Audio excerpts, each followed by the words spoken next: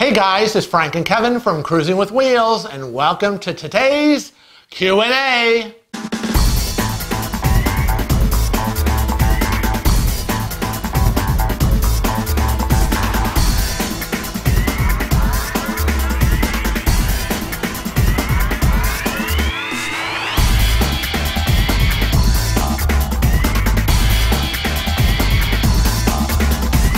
You asked the questions and we've got the answers for you. In today's Q&A, we have a few questions that we thought we were going to answer for all of you. Yeah, let's run by a few of them. The first question comes from Angela from Instagram. That's right, she direct messaged us on Instagram and she was asking about tipping.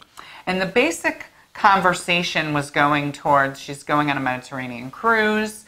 She wanted to know specifically how should she tip, say, her room steward or the bartenders, being that she's going to be in another country. Right. Now, this comes up a lot, whether you are in the Mediterranean or you're in the Caribbean, because there's British Virgin Islands, there's I know we just Dutch countries, there's and people ask the question, American money. And we just got the question about a Scandinavian cruise, too. Someone emailed us. Yeah, so... we would say, American money, make it easier on yourself. The U.S. dollar is strong amongst all of the other countries.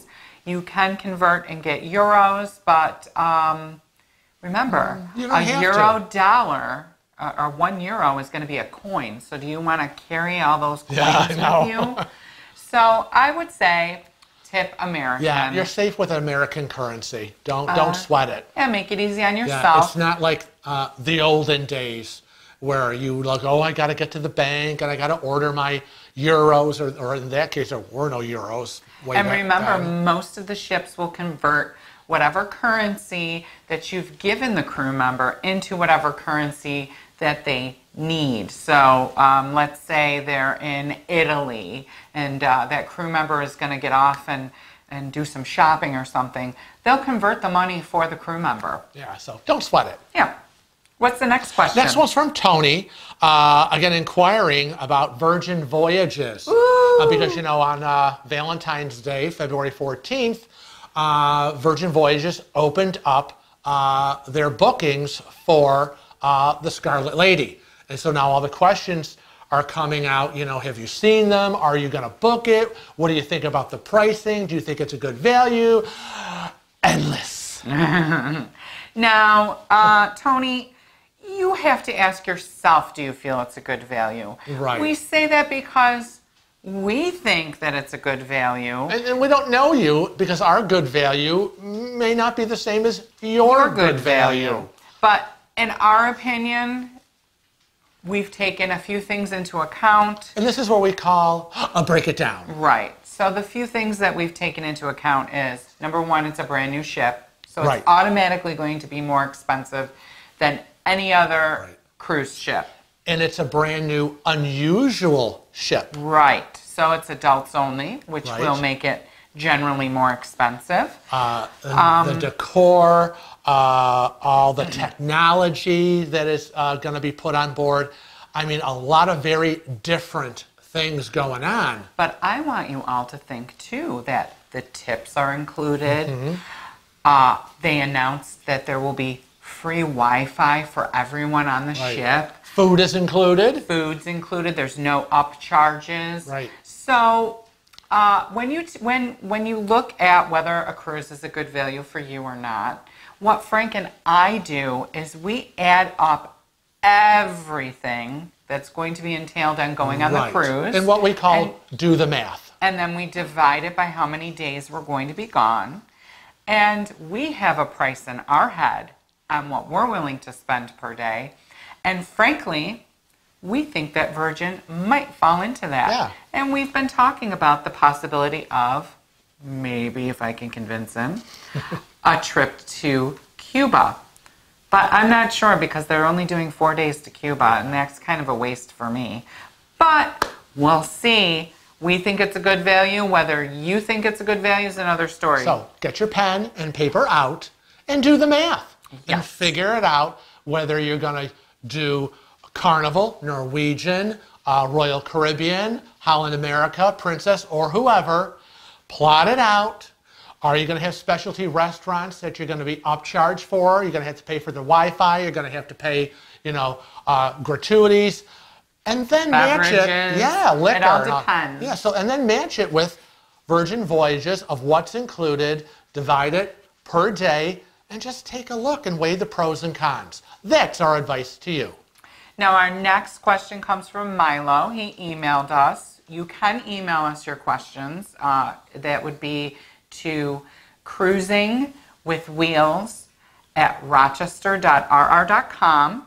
You can find our contact information in the description below. Remember, you can always click Show More, and that will have our contact information for Facebook, Instagram, Twitter, Snapchat, our email address, and even, if you're old-fashioned, our snail mail. Yes, that's right, we have a P.O. box. So thanks for everybody for sending us postcards and treats and special things. Christmas cards and birthday cards and all that wonderful stuff. We do appreciate it. But you can send us your questions any way that you choose. But Milo emailed us and asked us what was the best time to cruise Alaska. Yeah. So you guys know we went to Alaska. Yeah, we went in June of last year. And we thought it was quite nice. But the typical time that is the best weather, they say, is like July, August. But if you're looking price-wise, you might want to go June, July, or late September. It all depends. Are you looking for a good price, or are you looking for the best weather? Right, or you just want the experience of Alaska, and you're not too concerned with, is it going to be 50 to 60 to 70 degrees? You're like, well, 40 is good for me, 40 to 50. I just want to get to Alaska. So that's all up to you. That's right. So our next question comes from Sarah, and I cannot read what you wrote. So Sarah was concerned about how, when she's cruising and bringing all her medications with her, how her medications should be packed, and will the cruise lines be checking on her and her meds? So this was actually, I think, on YouTube, and it was a comment on our top 10 things to take on a cruise, or a top 12. I will link that above when I upload this video. But basically she saw that we had that pouch, right? Yes, it's an 8-day medication travel pouch, We got which that I've got a lot of queries on for people who want it. We got that on eBags, right? Yep. eBags.com. I will try to remember to link that in the description. But you can find it anywhere. It's just Google Amazon. Amazon.com, travel bags, you're going to find an assortment. So in reference to medications and liquids, because we don't know if she has liquid medication or whether she has regular pill form medications. Liquids and prescriptions, when you're on a cruise, it doesn't matter. There's no 311 rule. That applies to flying. But when you're on the cruise ship itself, there's no restriction. You can put your medications in that little pouch. You can put it in a pill organizer. You don't have to have them in the original bottles. There is a caveat. What's the caveat? Do you know the caveat? Controlled substances. So controlled substances, and we get the question off all the time, well, what's a controlled substance? If you're on a controlled substance, you know what the controlled substance is. Now, I take lorazepam. That is a controlled substance. That must be in its original prescription bottle. So any controlled substance needs to be in the original prescription container that it came in. And in most cases, we suggest you have a handwritten prescription on the prescription pad from your doctor to accompany that, just in case they have any questions. Right, better safe than sorry, because that does come up a lot. The next question comes from Marty. And Marty asked us, since we're going on a New England cruise. Right, New England, Canada in September. they asked what type of clothing should they pack. We get this question all the time, whether it's about Alaska or it's about New England, Canada. Right. And actually, we're going to be packing and treating them both the same. We're going to pack kind of exactly for New England, Canada, how we packed for Alaska. And that's a combination of pants and shorts. Now, in Alaska, it was predominantly pants, and I think we each brought one pair of shorts just in case we got hit with that really warm day. I think I wore them once in the evening around the ship.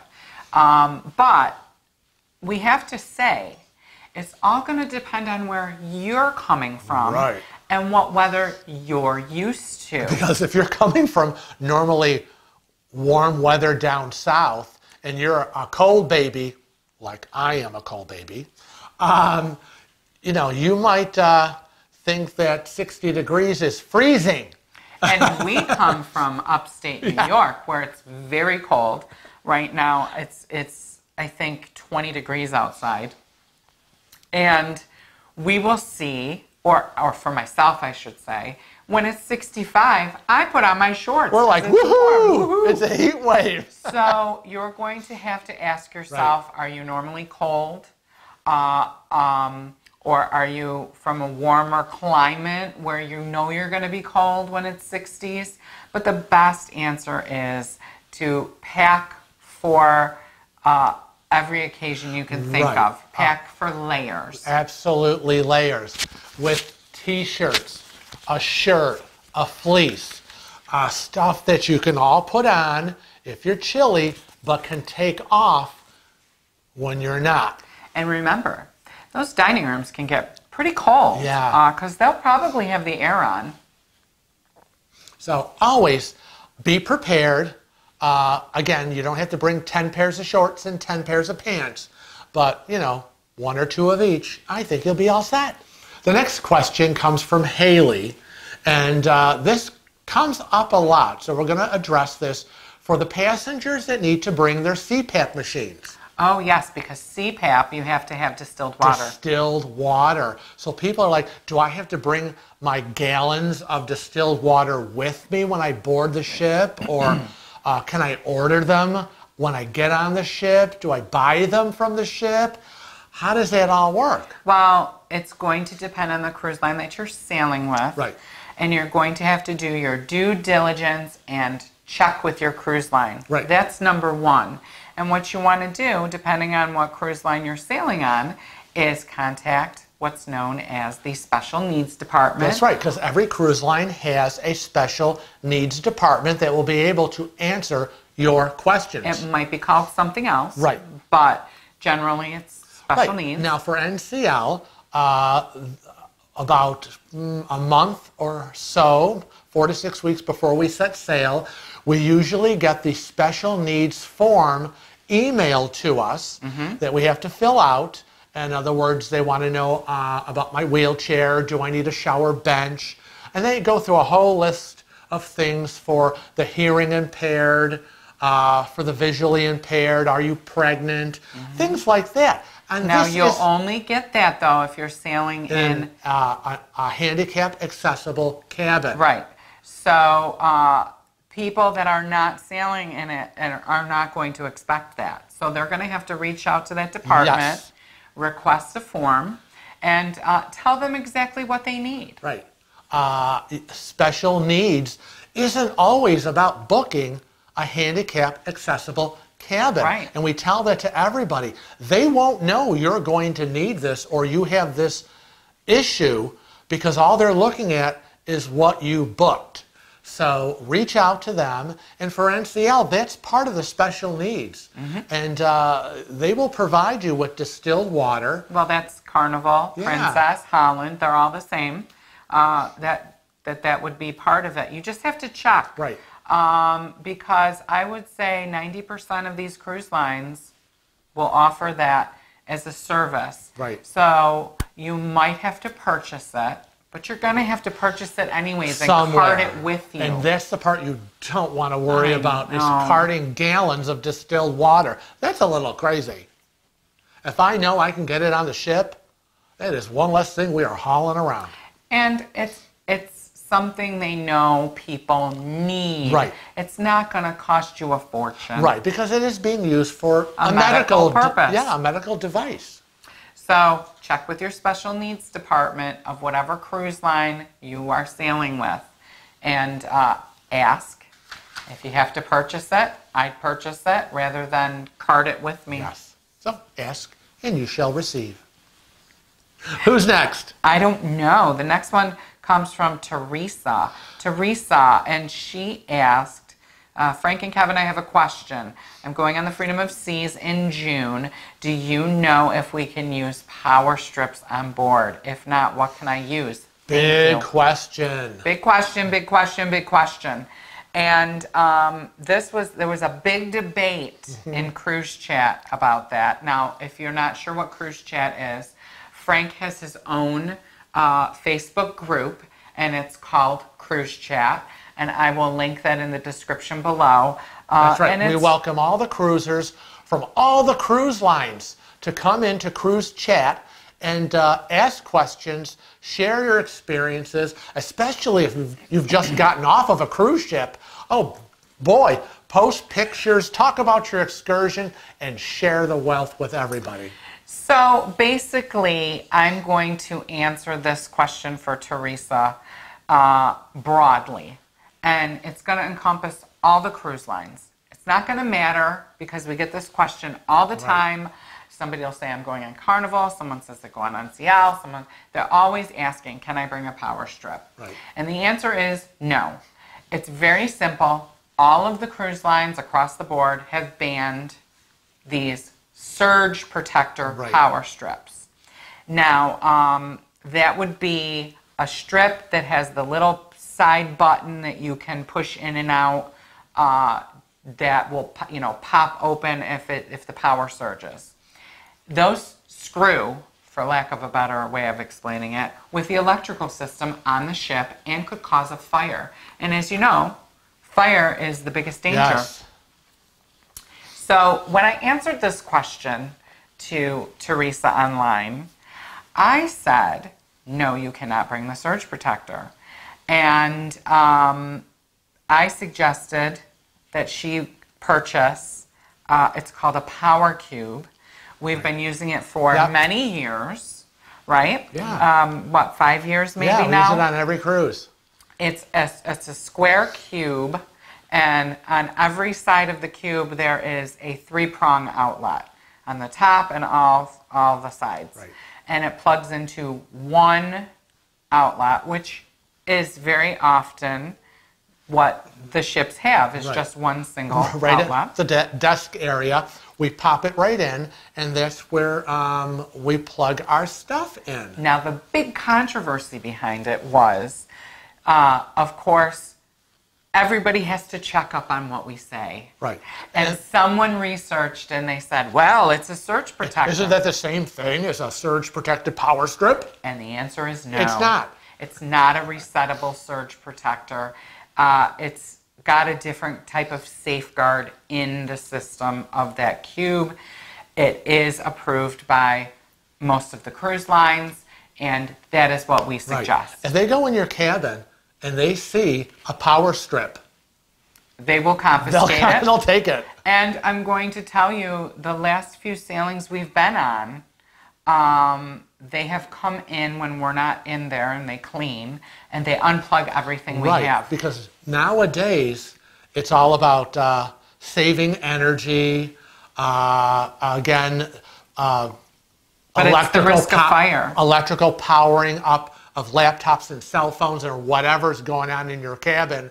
It's like, no, sorry. Yeah, they're getting more strict. They're getting very strict with it. So that's our suggestion, and we're going to keep saying it. No surge protectors, no power strips. So look into the Power Cube. I'll have a link in the description, and I hope that helps. You can get it. There's a lot of places you can get it nowadays. Amazon. And we have another little thing that we use that not only has the plugs, but it has two USB ports in it. Yes, but Yes, but I don't think we can take that anymore. Oh no, I'm gonna cry. That one's called, I think, the Curve. Oh, yeah, Is what we take, and that actually has a reset button. Oh, I never noticed. So, that will be banned. So I'm sure we've just skated through with that. But I've been looking into other options. I might get another cube. It's nice to have the USB Well, that's what I was going to... port if you're on a ship that doesn't have that upgraded technology. And that's the other thing I was going to say to Teresa, is it depends on what you're trying to charge. Right. Because a lot of the devices now charge through a USB cord. So you can purchase a USB hub that will charge your electronics as well as an option. Good. All right. And the last one is from Michael. And Michael wants to know, how do I become a super cruiser? Oh, I'm so glad you asked this, Michael, because, you know, at the end of, every Thursday's video, we feature one of you. And we've called this segment Super Cruisers. And it is basically a picture of you and whoever you want on your last cruise. And we also like to know the name of your ship. Right. So he's obviously asking, how does he be featured? It's really easy. Isn't it easy? It is. Send us that picture. All you have to do is email it. cruisingwithwheels@rochester.rr.com. And there's some things you need to include because everybody always forgets. They do. Sadly, they do. I need at least the first name of every person that's in the picture and the name of the ship you were sailing on. Now, this picture doesn't have to be a picture of you in front of the ship. Right. It just has to be a picture that you took on your cruise vacation. Right. Whether you're, doing an excursion, you're on an island, you're on a boat doing a whale watch, you're sitting eating lunch and you want to be crazy, it doesn't matter. That's the only thing we need is a picture of you enjoying your cruise. So send them in and we'll feature you on one of our regular Thursday videos. But until next time, Frank and I want to remind everybody to always travel safe and cruise often.